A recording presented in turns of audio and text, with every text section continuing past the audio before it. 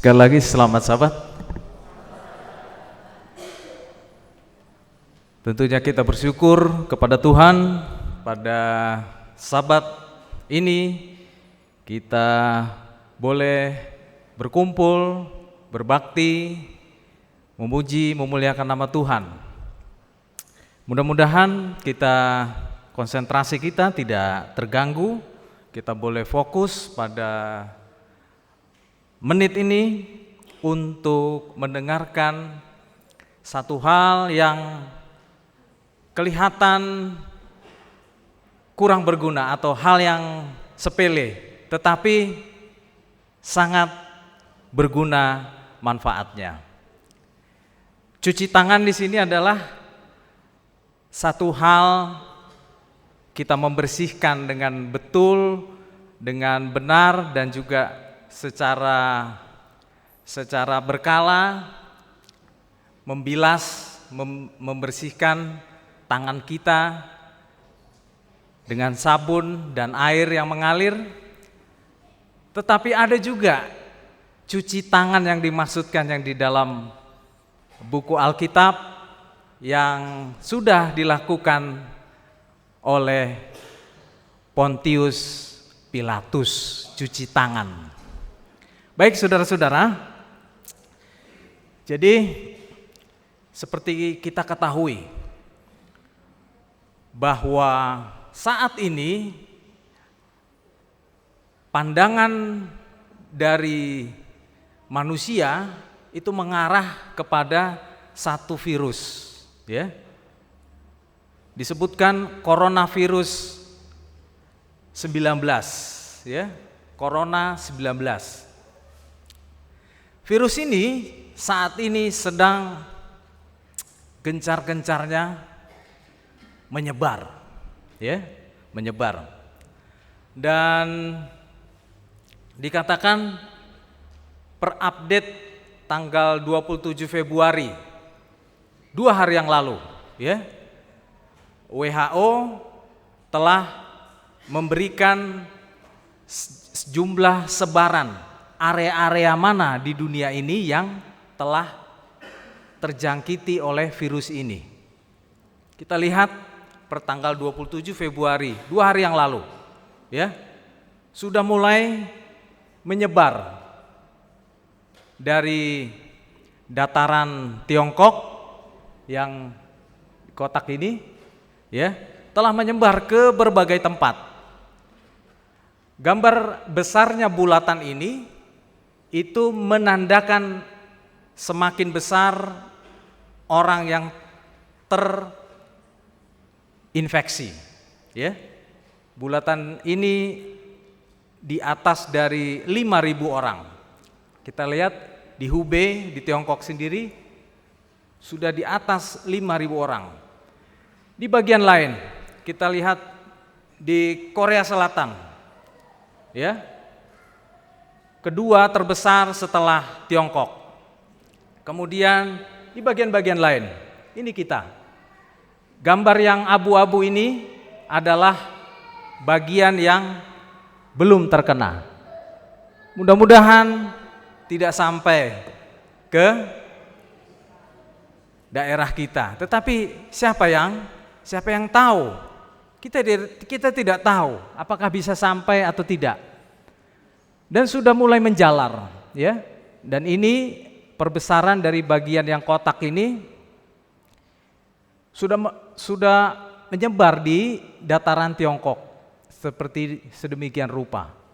Sampai dengan di Amerika dan Kanada sudah ditemukan virusnya per 2 hari yang lalu. Dan ini adalah boleh dikatakan maklumat atau seruan yang diberikan kepada seluruh manusia. Salah satunya adalah mencuci tangan, ya. Make sure the staff, contractor and customer have access to place where they can wash their hands with soap and water. Ya, jadi bagaimana cuci tangan ini merupakan suatu hal yang dianjurkan, ya, dianjurkan terlebih pada daerah-daerah endemik dari coronavirus ini. Tetapi walaupun saat ini sekarang kita bukan bagian dari endemik coronavirus, tetapi cuci tangan juga merupakan suatu kegiatan yang sangat penting untuk menjaga kesehatan tubuh kita. Dan dilaporkan oleh jurnal dari Inggris bahwa setelah diteliti, ini per Februari juga kemarin 2 hari yang lalu, bahwa COVID-19 ini, nama virus ini, dia mempunyai penyebaran 10 kali lipat kalau saudara-saudara ingat beberapa tahun yang lalu tentang penyebaran virus SARS, ya, virus SARS dan lain-lain. 10 kali lebih cepat menyebar. Saudara-saudara, pertama kali ini dilaporkan pada tanggal 23 Januari. Kurang lebih 1 bulan, ya, 1 bulan lebih beberapa hari. Penyebarannya sudah meningkat sampai dengan 5.000 orang, ya, dan yang meninggal kurang lebih sudah mencapai 2.000 sekian orang. Luar biasa, luar biasa. Namun ini adalah merupakan satu gambaran yang sudah ditulis oleh Nyonya White beberapa ratus tahun yang lalu. Kejahatan penduduk dunia sudah hampir memenuhi batas ukuran kejahatan mereka. Bumi ini sudah hampir mencapai tempat di mana Allah akan mengizinkan si pembinasa untuk melakukan kehendaknya ke atas bumi ini. Lebih lanjut, pelanggaran sudah hampir mencapai batasnya. Kekacauan memenuhi bumi dan ketakutan besar segera akan menimpa umat manusia. Kiamat sudah sangat dekat. Kita yang mengenal kebenaran harus menyediakan diri menghadapi apa yang segera menimpa dunia sebagai suatu kejutan yang dahsyat. Ya. Bila mana saudara-saudara telah mungkin merasakan seperti dewasa ini, orang-orang yang di tetangga ataupun di dataran Tiongkok sana itu merasakan satu ketakutan yang luar biasa. Ya, bagaimana penyebaran virus ini? Kenapa menjadi ketakutan yang luar biasa?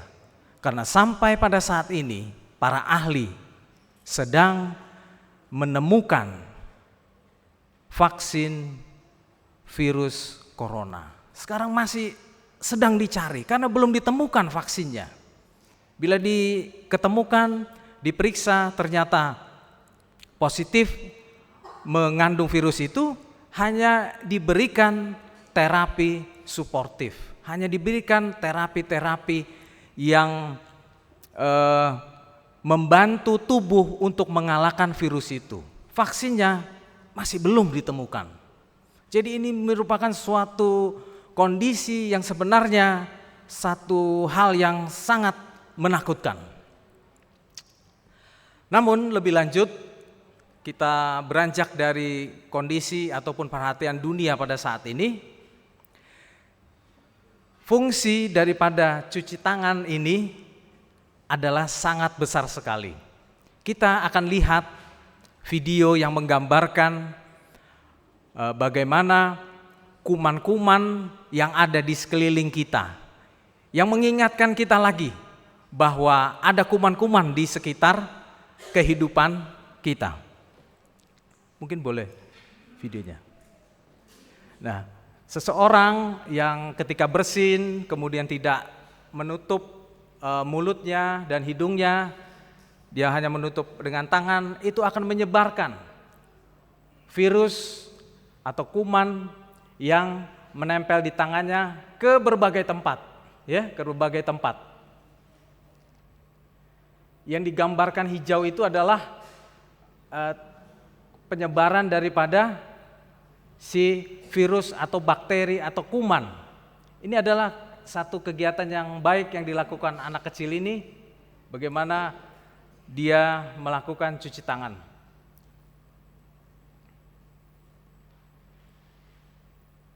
Jadi penyebaran ini akan ke berbagai tempat.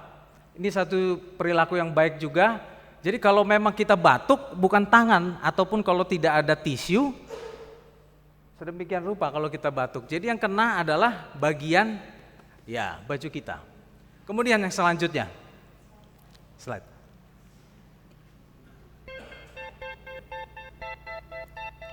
Ini adalah penyebaran oleh bakteri atau virus di sekitar kita. Digambarkan selain tadi bukaan pintu banyak mengandung sekali bakteri dan virus. Kemudian di toilet,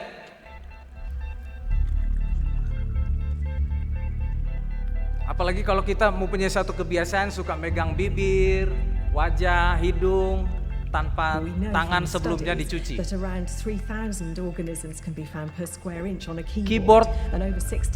Keyboard daripada laptop ini ataupun komputer juga merupakan tempat yang kotor sekali.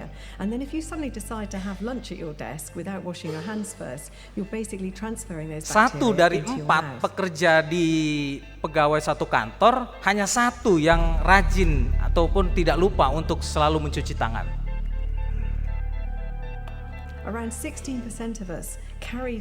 Piring, gelas, dan tempat yang lainnya juga merupakan tempat berkumpulnya penyebaran daripada virus ini. Apalagi kalau kita tidak mencuci tangan, kita megang gelas, kita langsung minum, menempel di bibir, itu akan masuk ke dalam tubuh kita.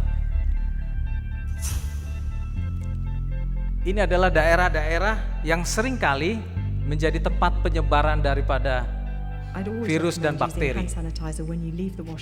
Ini satu perilaku yang baik. Sebelum dia makan, dia mencuci tangannya, kemudian baru dia mengambil makanannya. Paling tidak dengan mencuci tangan, virus dan bakteri itu akan apa? Akan berkurang, akan hilang. Hanya dengan mencuci tangan kurang lebih 20 detik saja, itu akan membantu di dalam kita menangkal virus dan bakteri masuk ke dalam tubuh kita. Setelah cuci tangan, jangan lupa untuk apa? Untuk melap, mengeringkan tangan kita. Nah, kemudian slide video berikutnya. Kejadian penyebaran kuman dan virus ini banyak sekali terdapat di rumah sakit. Petugas-petugas kesehatan sangat harus benar-benar mewaspadai ini, karena di rumah sakit itu tempatnya orang apa? Orang sakit, tempatnya orang yang memang mengidap bakteri dan virus.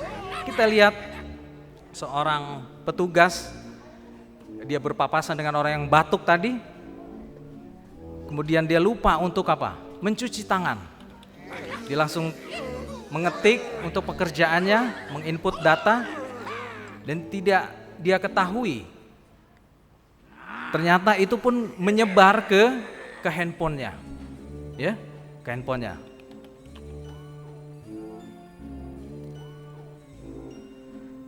Dan kemudian karena waktunya untuk pulang, dia akan pulang dan dia lupa untuk apa? Untuk mengganti baju di dalam dia bekerja. Dia lupa untuk apa? Mencuci tangannya. Sehingga kuman dan virus ini akan dia bawa ke dalam rumah, saudara-saudara.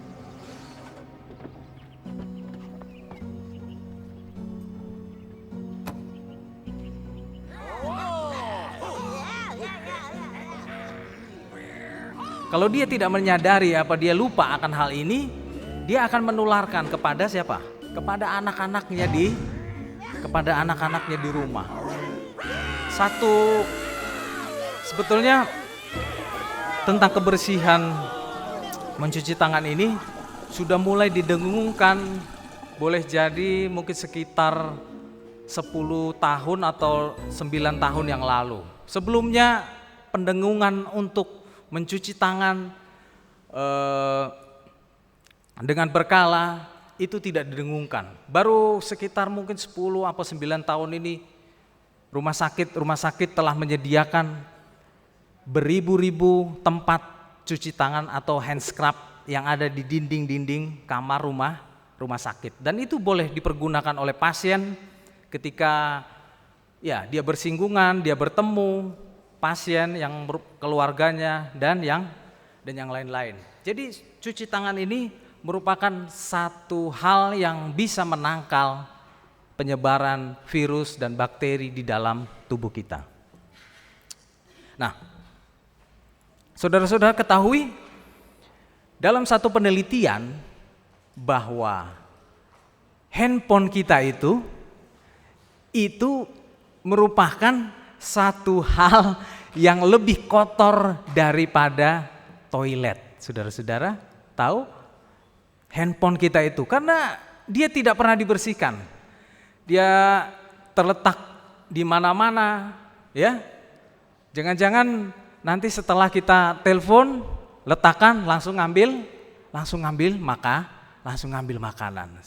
Diteliti saudara-saudara, ya. Dia mempunyai sekitar 25.000 kuman dalam luas 1 inci, ya. 25.000 kuman. Dan kuman ini memang tidak terlihat, ya, tidak terlihat. Dunia sekarang ini digemparkan oleh satu keadaan virus corona yang yang tidak bisa terlihat oleh kasat mata, hanya boleh terlihat oleh mikroskop elektron, ya, mikroskop yang canggih yang baru bisa melihat ini. Kalau sekilas, ya bersih-bersih saja, tetapi kita tidak tahu. Kalau ini diperiksa di mikroskop, banyak sekali ratusan ribu kuman atau bakteri di tempat ini. Ini yang mungkin menjadi satu hal yang kita waspadai, ya, tadi handphone kita, ya. Dan untuk itulah kita harus membersihkan handphone kita ini secara secara berkala, agar kita tidak mudah tertular, karena handphone ini kita gunakan dekat sekali dengan dengan hidung kita, dengan bibir kita, ya, dia sangat bersinggungan sekali. Setelah diletakkan di dalam saku celana, di dalam celana itu ada uang, ya, yang jelas kotor, langsung kita angkat handphone, kemudian kita langsung bicara, langsung terhiruplah kuman atau virus itu ke dalam tubuh kita.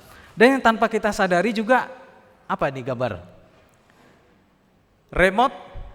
Remote TV, ya. Ini juga tempat-tempat penyebaran virus dan bakteri di lingkungan kita, ya. Selain itu tadi ada keyboard, tab, mouse daripada PC. Dari survei yang dibuat oleh WHO, ya, Indonesia masih dalam daftar mempunyai penyakit menular yang cukup tinggi di dunia. Indonesia masih dalam area tersebut, ya, mempunyai infeksi penyakit menular yang masih tinggi. Di Provinsi Jawa Timur, saya cari-cari, ya, dia juga pernah terjadi KLB, kejadian luar biasa, ya, kejadian luar biasa untuk penyakit diare. Penyakit diare ini salah satunya juga yang berkontribusi adalah lupa atau tidak ingatnya untuk cuci tangan. Dan juga ISPA, yaitu penyakit infeksi saluran pernapasan atas, batuk, pilek, ya, bahasanya flu, itu juga berkontribusi kuat terhadap penyakit ini. Dan ya, dilakukan penelitian di Kecamatan Kenjeran di Kota Surabaya, kasus ISPA-nya sebesar 1.527 dan kasus diarenya 2.467. Luar biasa, banyak sekali. Jadi diharapkan kita mencuci tangan dengan sabun sebagai upaya preventif, upaya untuk mencegah ya dan melindungi diri kita dari berbagai penyakit menular. Ingat itu saudara-saudara, rajin untuk apa? Mencuci tangan kita. Kapan itu dilakukan? Ya, kapan itu dilakukan? Menurut Desianto dan Jana 2012, sebelum menyiapkan makanan. Para ibu-ibu terutama ya, cucilah tangan sebelum menyiapkan apa? Sebelum menyiapkan makanan, perlengkapan dan lain-lain. Ya. Yang kedua, sebelum dan sesudah makan, ya. Mungkin mudah-mudahan nanti sebelum kita potluck, kita awali dulu, kita ubah dengan apa? Mencuci makan. Mungkin nanti majelis bisa menyiapkan beberapa keran-keran air yang bisa kita gunakan untuk apa? Mencuci tangan, ya, mencuci tangan kita sebelum dan sesudah makan. Sudah pasti setelah buang air kecil ataupun buang air besar, kita cuci tangan kita dengan menggunakan sabun, ya. Setelah membuang ingus kita lagi flu, batuk, ya, kita rajin mencuci tangan. Setelah kita mungkin mengeluarkan, kita cuci tangan supaya tidak kita tularkan kepada yang lain. Kemudian setelah membuang atau menangani sampah-sampah, setelah kita beres-beres, kita membersihkan meja, kita menyapu, ya, membuang sampah, wajib kita mencuci tangan kita. Setelah bermain, ya, untuk anak-anak, setelah bermain, setelah kita bermain, kemudian mungkin ada makanan, kita harus cuci tangan dulu, ya. Memberi makanan dan memegang hewan. Kita juga kepada anak-anak cuci tangan, ya, setelah memegang hewan, setelah batuk dan bersin dan lain-lain. Dan ini menurut penelitian juga yang sudah dilakukan bahwa dengan mencuci tangan menggunakan sabun maupun menggunakan pencuci tangan yang berbasis alkohol memberikan efektivitas dalam mengurangi konsentrasi virus pada tangan. Ya, sekarang mungkin sudah zamannya atau kita lihat cuci tangan dengan ya satu produk yang berisi alkohol dan bahan-bahan antiseptik yang bisa kita pergunakan, yang bisa kita bawa dalam satu wadah, dan itu sangat berguna sekali. Ya, di dalam perjalanan, ya, di satu tempat yang mungkin jauh untuk kita temukan air dan sabun, kita bisa pergunakan itu. Dan menurut penelitian dikatakan ini bisa mengurangi konsentrasi virus, bakteri di tangan kita. Kemudian kita akan mendengarkan, kita akan mempelajari satu tanda kutip cuci tangan. Boleh jadi cuci tangan yang tadi itu jarang kita lakukan, ya.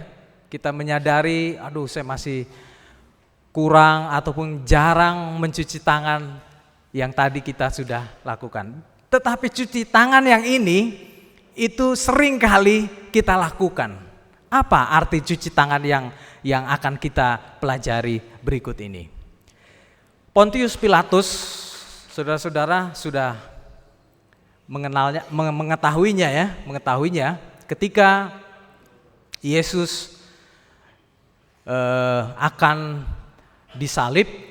Sebelumnya dia menghadapi pengadilan, penghakiman yang dipimpin oleh Pontius Pilatus.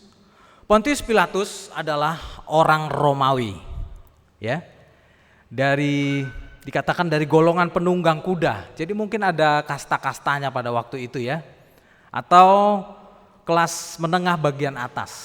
Jadi dari namanya Pontius memberi kesan bahwa ia keturunan Samnit. Samnit itu adalah satu daerah di Italia bagian selatan, ya, bagian selatan. Dan disitulah Pontius Pilatus ini berasal. Sedangkan nama keluarganya Pilatus adalah nama keluarga yang berasal dari militer, ya. Dan tidak diketahui apa pekerjaan sebelumnya dari Pontius Pilatus ini. Pontius Pilatus ini ditabiskan ataupun diangkat menjadi wali daripada provinsi lah, katakan provinsi Yudea pada tahun 26 Masehi. Waktu itu kaisarnya adalah Kaisar Tiberius yang mengangkat dia untuk menjadi wali negeri bagian dari Yudea, ya. Dan kita ketahui, jadi wali negeri ini akan bertanggung jawab kepada kaisar, yaitu Kaisar Tiberius pada saat itu. Sebagai wali negeri, Pontius Pilatus ini dia mempunyai kuasa yang besar sekali, kuasa yang penuh. Kenapa? Karena dia bisa menghukum, bisa merubah hukuman seseorang. Apabila hukuman seseorang itu adalah hukuman berat sampai dengan hukuman mati, oleh kuasa dan kewenangan daripada Pontius Pilatus ini, itu dia bisa batalkan.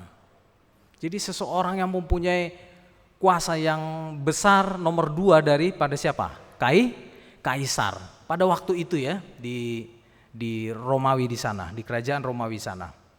Dan dia juga mengawasi daripada pekerjaan ataupun bait suci yang ada, yang merupakan tempat orang-orang Yahudi berbakti pada waktu itu, ya. Semuanya diawasi, semuanya menjadi tanggung jawab daripada Pontius Pilatus.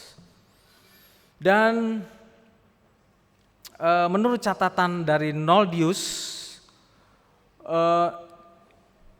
Pontius Pilatus ini juga mempunyai satu perselisihan dengan siapa? Dengan Herodes. Herodes ini adalah wali negeri tetapi berbeda di tempat yang satunya, yaitu di daerah Yerusalem. Di daerah Yerusalem pada waktu itu, ya. Kita bisa baca itu di Lukas 23 ayat yang ke-12, ya. Nanti akan dijelaskan oleh karena apa? Karena ini nanti berhubungan dengan apa yang nanti akan kita pelajari. Pada waktu Yesus masuk di dalam pengadilan Pilatus dengan tangan terikat, ya, dengan riuh rendah, ejekan ataupun fitnahan yang dituduhkan kepada Yesus, ya. Pilatus memandang, Pilatus melihat bahwa Yesus tetap apa? Tetap tenang, ya. Dari pekerjaan-pekerjaan yang seringkali dia melihat penjahat-penjahat yang dituduhkan, yang didakwakan di pengadilan Pilatus, ya, dia melihat wajahnya tidak melihat tanda apa? Tanda kesalahan. tidak ada air muka ketakutan, tidak ada kelancangan ataupun perlawanan daripada siapa? Daripada Yesus. Ia melihat seorang yang mempunyai pembawaan yang tenang dan mulia. Itulah gambaran wajah Yesus. Walaupun dia didera, dia dihina, dia dicaci, dia dicemooh, dia tidak membuat satu ekspresi negatif di dalam kehidupannya. Ya. Ia melihat seorang yang mempunyai pembawaan yang tenang dan mulia, yang pada wajahnya tidak ada tanda-tanda seorang penjahat, melainkan tanda surga. Berikut ini yang digambarkan saya ambil dari Kerinduan Segala Zaman, babnya yang ke-77, bagaimana menggambarkan penghakiman yang dilakukan oleh siapa? Yesus oleh Pontius Pilatus. Rupa Kristus memberikan kesan yang menyenangkan kepada Pilatus. Sifatnya yang baik telah mendapatkan kesan. Ia telah mendengar tentang Yesus dan perbuatannya. Ya. Tidak bisa dipungkiri perbuatan-perbuatan Yesus pada waktu sebelumnya itu juga menjadi hal ataupun berita yang positif yang didengar oleh siapa? Pontius Pilatus. Ketika dia menyembuhkan orang, dia membangunkan orang yang sudah mati, dia menghidupkan orang yang sudah mati, dan mukjizat-mukjizat yang lain. Walaupun pada waktu itu istrinya telah menceritakan kepadanya sesuatu mengenai perbuatan ajaib yang dilakukan oleh Nabi Galilea itu, yang menyembuhkan orang sakit dan membangkitkan orang mati. Sekarang hal ini hidup kembali sebagai suatu mimpi dalam ingatan Pontius Pilatus pada waktu itu. Kenapa orang ini dituduhkan untuk disalibkan, untuk dibunuh lah, katakan seperti itu. Kenapa? Padahal dia seorang yang baik, seorang yang membantu masyarakat, katakanlah demikian. Ya, seorang yang tidak melanggar hukum. Teringatlah ia akan kabar yang telah didengarnya dari beberapa sumber. Ia mengambil keputusan untuk menuntut dari orang Yahudi tuduhan mereka terhadap tahanan itu. Sedangkan orang-orang Yahudi, ahli-ahli hukum, orang-orang Sanhedrin yang berasal dari Yahudi pada waktu itu turut hukum dia, salibkan dia. Sehingga Pontius Pilatus ini pun berpikir, kenapa orang-orang ini mengatakan demikian? Dan akhirnya Pontius Pilatus mengatakan, kalau pertimbangan kamu sudah cukup, katanya, mengapa membawa orang tahanan ini kepadaku? Ambillah dia, maksudnya Kristus, Yesus, dan hakimilah dia menurut hukum Taurat. Kalau memang golongan Sanhedrin, imam-imam Yahudi pada waktu itu sudah menuduhkan kepada dia hal-hal yang tadi itu, kenapa tidak kalian saja yang menghukum? Ini adalah tahta pengadilan yang boleh jadi berbeda. Lakukanlah itu menurut hukum Taurat kalian. Maksudnya mengatakan orang Yahudi.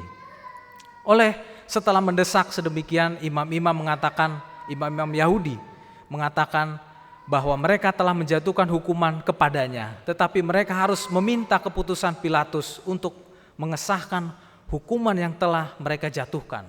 Jadi artinya adalah karena hukuman yang hukuman mati inilah, ya, itu harus disahkan oleh pengadilan Roma pada waktu itu.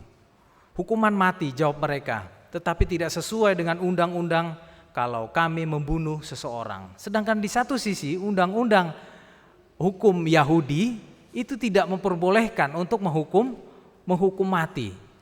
Sehingga oleh karena itikat yang jelek pada para imam-imam pada waktu itu, sehingga mereka berkonspirasi. Ini harus disahkan oleh hukum Romawi sehingga Yesus harus disalibkan.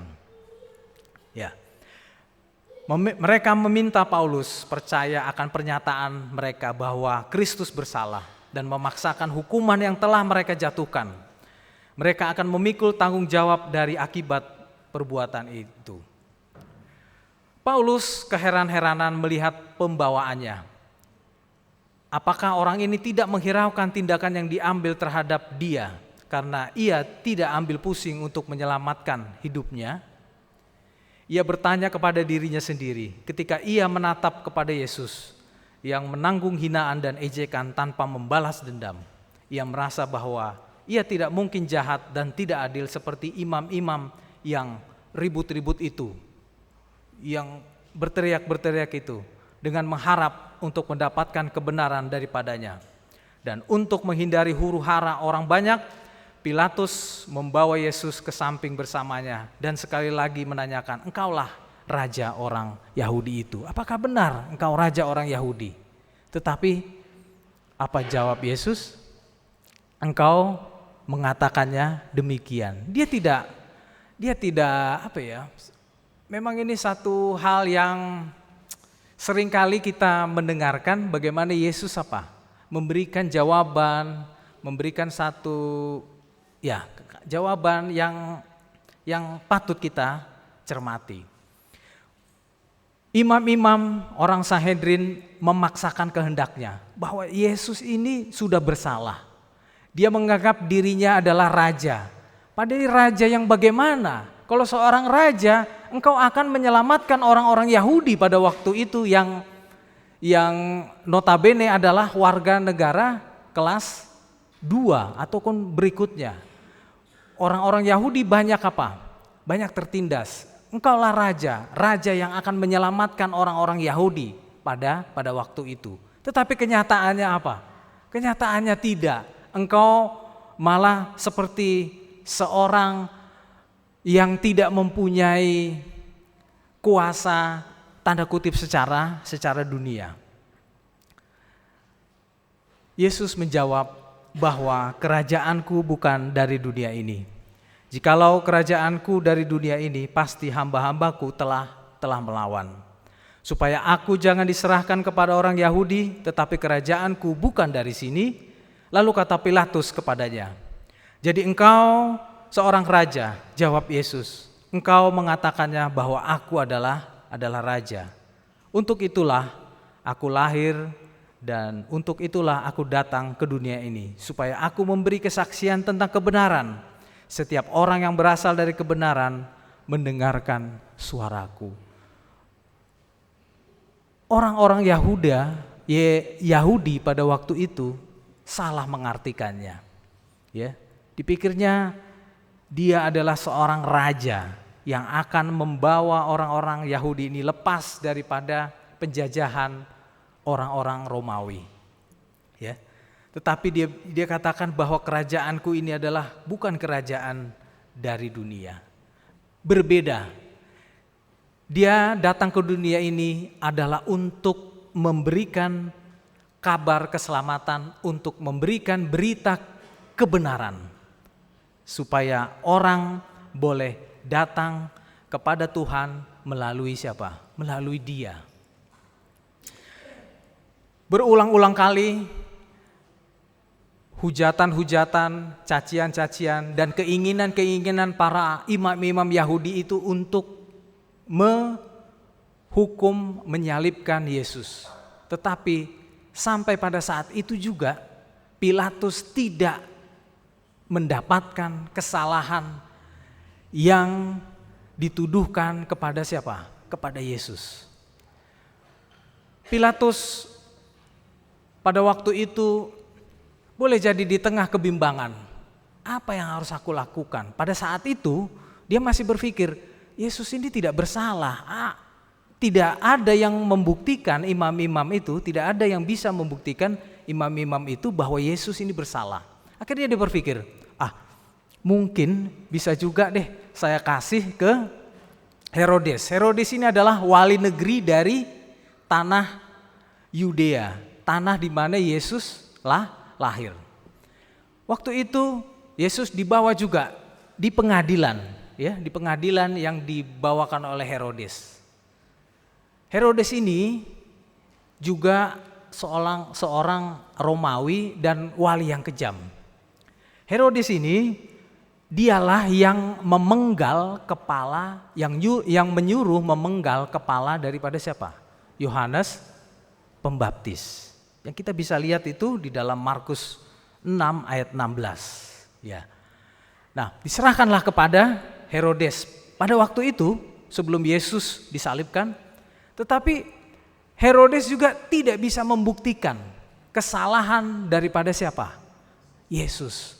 Hanya imam-imam yang itu terus mengatakan dia harus dihukum, dia harus dihukum, ya, dia harus dihukum, dia harus disalib. Kemudian karena Herodes juga tidak bisa memberikan hukuman pada waktu itu, akhirnya dikembalikan lagi kepada siapa? Kepada Pilatus. Sementara Pilatus ini jadinya ragu-ragu dia. Sementara orang sudah di luar sana sudah mulai gusar, ya, sudah mulai gusar. Sudah mulai membuat keonaran oleh karena pengadilan ataupun hakim ingin Yesus disalibkan. Dia akhirnya ragu-ragu. Apa yang harus diperbuatnya? Seorang pesuruh menerobos orang banyak dan menyerahkan kepadanya surat dari istrinya yang berbunyi, "Jangan kau mencampuri perkara orang benar ini, sebab karena dia aku sangat menderita dalam mimpi tadi malam." Rupanya malaikat yang kudus pun menghampiri siapa? Istri daripada Pontius Pilatus. Memberikan mimpi dari buku Kerinduan Segala Zaman ini yang boleh menerangkan dari kejadian Matius 27 ini. Dia datang kepada istrinya bahwa dia orang benar, dan dia banyak memberikan mukjizat, membantu orang-orang, ya. Dan dia akan bertahta. Tahtanya adalah kerajaan surga. Dia orang benar. Kemudian tetap Pontius Pilatus pada saat itu apa? Ragu-ragu. Apakah dia akan membebaskan Yesus, tetapi kota itu boleh jadi kacau? Bila mana kota itu kacau, bila terdengar daripada Tiberius, sang kaisar pada waktu itu, maka boleh jadi jabatan daripada Pontius Pilatus ini akan apa? Akan diturunkan. Dia berpikir seperti demikian. Kemarahan setan sangat besar ketika ia melihat bahwa segala nistaan yang dikenakan pada juru selamat sedikit pun tidak memaksa dia mengeluarkan persungutan dan bibirnya. Meskipun ia telah mengenakan sifat manusia, ia dikuatkan dengan keteguhan ilahi dan sedikit pun tidak menyimpang dari kehendak Bapaknya. Keteguhan hatinya, ya, keteguhan hatinya, dan juga iman yang bekerja, iman Yesus, ya. Ini menggambarkan bahwa dia sangat teguh sekali. Jadi pelajaran buat kita. Apabila kita didera, dicaci, difitnah, apakah kita tetap apa? Tetap teguh menghadapi segala fitnahan, cacian? Dia tetap tenang, dia tetap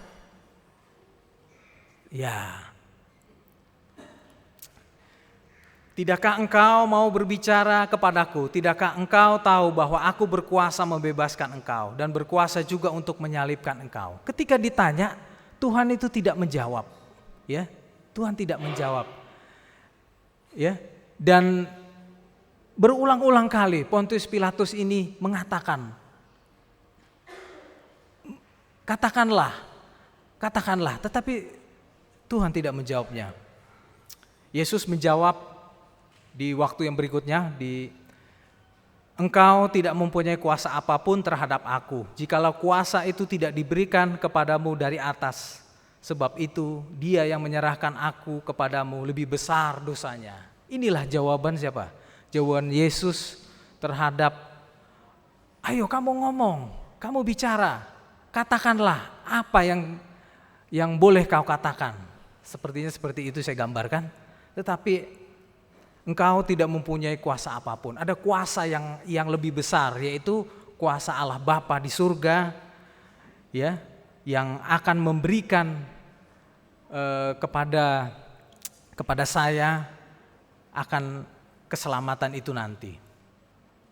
Dan Paulus akhirnya memutuskan pilihan yang salah. Dia memutuskan untuk Yesus disalib.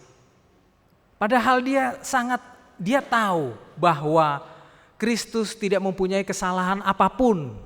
Tidak ada pelanggaran apapun yang dilakukan selama hidupnya. Tetapi oleh karena dia melihat cacian, dia melihat satu kondisi, keadaan, ya, sehingga dia melakukan pilihan yang salah. Dikatakan pilihan yang salah itu seperti dia membasuh tangannya. Dia tidak mau ikut campur akan kebenaran Yesus ini. Dia tidak ambil pusing lah begitu. Dia tidak mau ikut-ikut, ya. Pilatus sebenarnya ingin melepaskan Yesus, tetapi ia melihat bahwa ia tidak dapat berbuat demikian dan sekaligus dapat mempertahankan kedudukan dan kehormatannya sendiri. Ia takut, ya, ia takut. Bila mana nanti dia putuskan bahwa Yesus dibebaskan, terjadi kericuhan dan dia akan diturunkan dari jabatannya. Gantinya kehilangan kekuasaan duniawinya. Ia memilih untuk mengorbankan suatu hidup yang tidak bersalah. Betapa banyaknya orang untuk menghindari kerugian dan penderitaan. Dalam keadaan seperti itu mengorbankan apa? Mengorbankan prinsip. Dia tahu sebetulnya itu adalah benar, tetapi dia anggap saya tidak ikut-ikut. Dia ingin apa yang dia pikirkannya itu terjadi. Dia itulah yang akhirnya dia pilih. Dia meninggalkan kebenaran itu. Angan-angan hati dan kewajiban menunjuk pada satu jurusan, dan kepentingan diri sendiri menunjuk pada jurusan lain. Maksudnya keinginan lain. Arus mengalir dengan derasnya pada jurusan yang salah. Dan ia yang berkompromi dengan kejahatan dihanyutkan ke dalam kegelapan kesalahan yang tebal. Pilatus menyerahkan pada tuntutan orang banyak, gantinya menanggung resiko kehilangan kedudukan. Ia menyerahkan Yesus untuk disalibkan. Tetapi meskipun ia mengadakan tindakan pencegahan ini, perkara yang justru sangat ditakutinya kemudian datang kepadanya. Kehormatannya dicabut daripadanya, ia diturunkan dari jabatannya yang tinggi, dan karena disengat oleh penyesalan dan keangkuhan yang direndahkan, maka tidak lama sesudah penyaliban, ia pun mengakhiri hidupnya sendiri. Tidak ada memang yang secara gamblang, hanya laporan-laporan, tulisan-tulisan yang dibuat oleh ahli-ahli teologi bahwa akhirnya dia bunuh diri setelah penyaliban itu.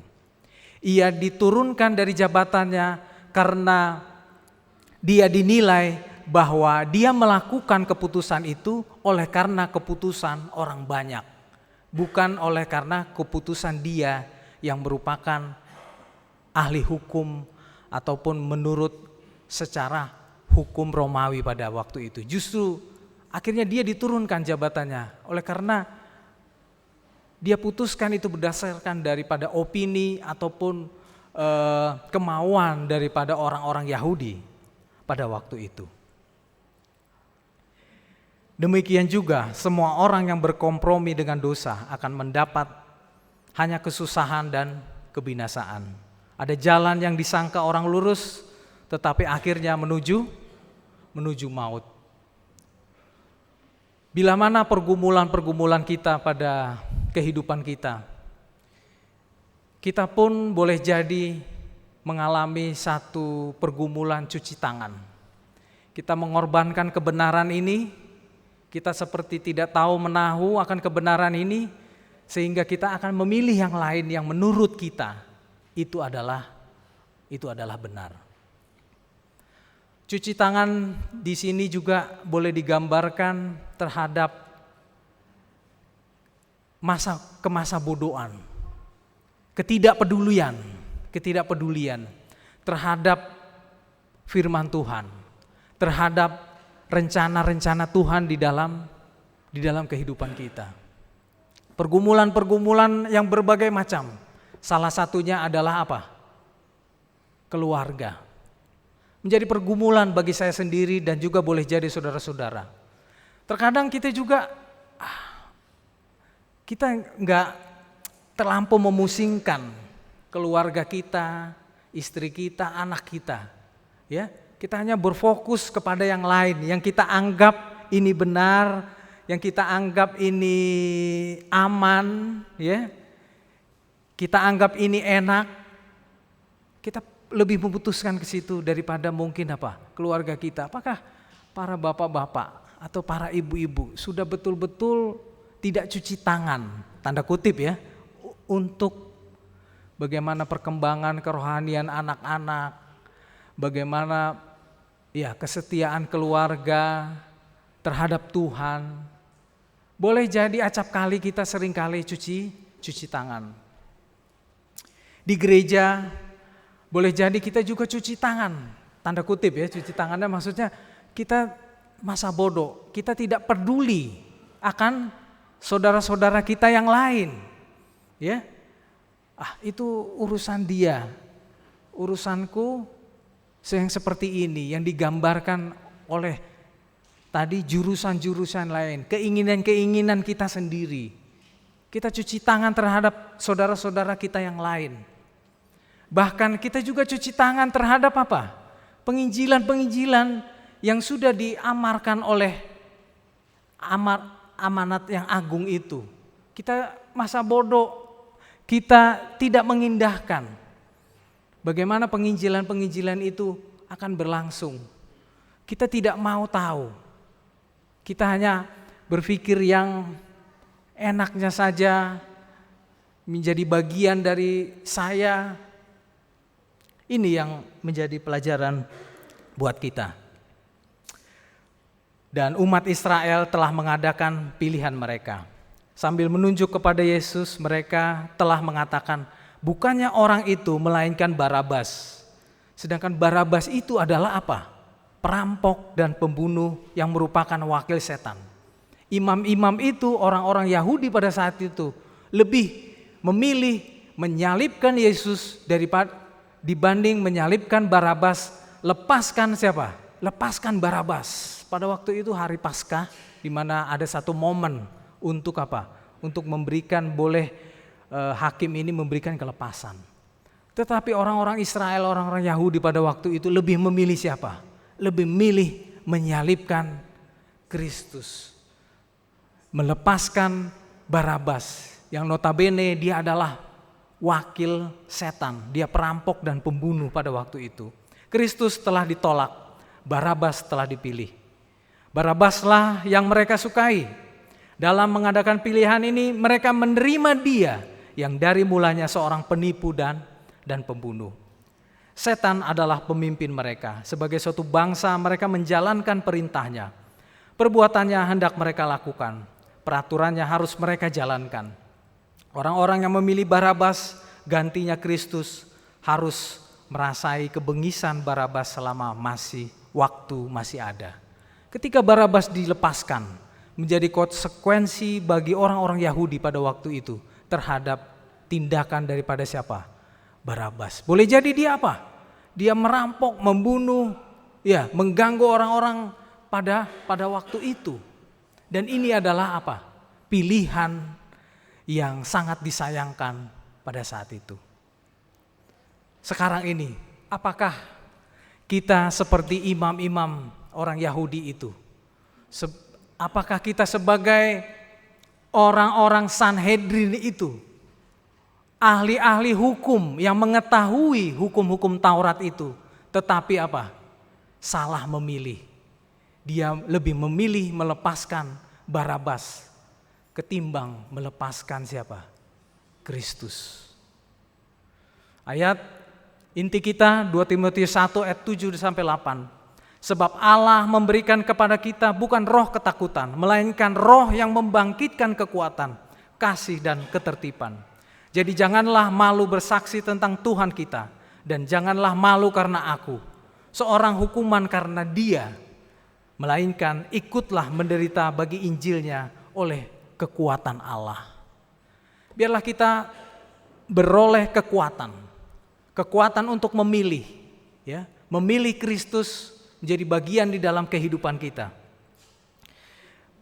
Biarlah penderitaan bagi Injilnya kita diberikan kekuatan oleh Allah, bukan oleh kekuatan diri kita sendiri, bukan oleh kekuatan yang kita dapat dari yang lain selain daripada Allah, tetapi kekuatan Allah lah yang akan menguatkan kita, menyanggupkan kita untuk menderita bagi Injilnya. Kiranya ini menjadi doa dan harapan kita semua. Tuhan Yesus memberkati kita.